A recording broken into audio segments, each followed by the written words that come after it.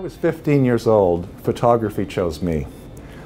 My parents gave me a used 35mm camera as a present. I immediately ran outside, took my first picture, fell in love with it, took hundreds and thousands, and then set up a Hal Gregerson photographer to do weddings and portraits to pay my way through college. I've always had a love of the camera and being able to get behind the camera and see the world differently because of that. Now, during the last 3-4 years here at MIT, I've had the romantic, amazing opportunity to work with the 30-year National Geographic photographer, Sam Abell. And Sam is one of the best in the craft and the profession of photography and the art of photography. And one of the lines we learn together when we do a workshop here at MIT around the intersection of photography and leadership and asking the better question is compose and wait. It sounds like, again, it's a photography thing. Well, you make a composition like this window behind me. You get things just right inside of it, and it's beautiful as a composition in and of itself, and then you wait for something interesting to happen, a subject to walk into that space, a surprise to happen. But you've got enough conviction in the composition that you're willing to wait. And what we found in the 3 or 4 years we've done this workshop or program here at MIT is for the leaders and executives who come to it, the hardest part of taking a picture is the waiting part. They're just impatient. And yet what we discovered is, and what they discover is if they can learn to make a better composition, and more importantly, learn to wait, they see deeper than they otherwise wouldn't see.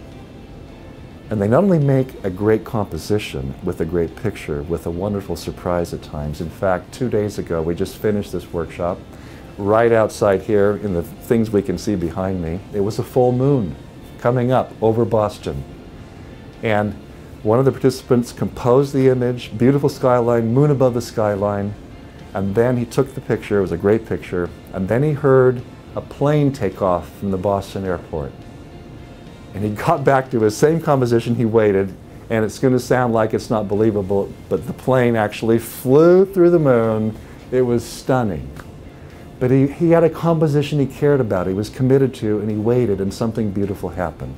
It doesn't always happen that way, but the probabilities are in our favor. Now I'm going to go back to business.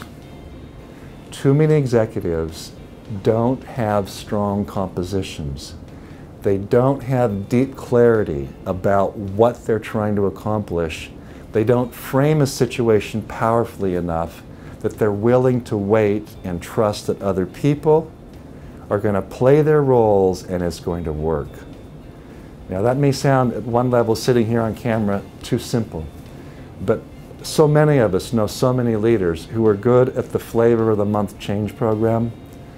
That's what I would call composing but no waiting, because they were never committed to it. And that's what Sam and I work with, is get so committed to a composition that there's a high probability something good is going to come from it. So it's been an amazing journey. Every time I've done this with Sam, and it's been the intersection of my questions that I care about with the photography that I care about, I've always walked away seeing the world differently and even seeing myself differently in that world.